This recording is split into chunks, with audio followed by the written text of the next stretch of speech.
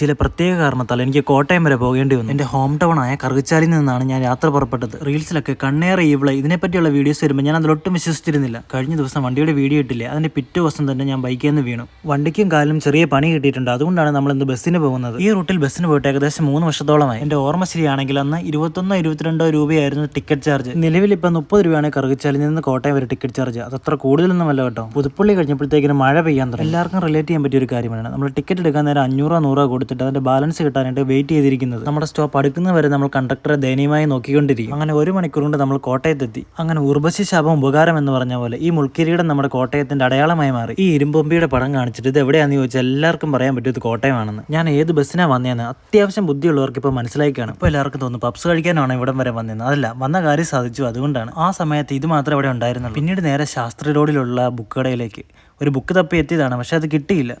അപ്പോൾ സംഭവകുലമായ വേറൊരു വീഡിയോ ആയിട്ട് വരാം.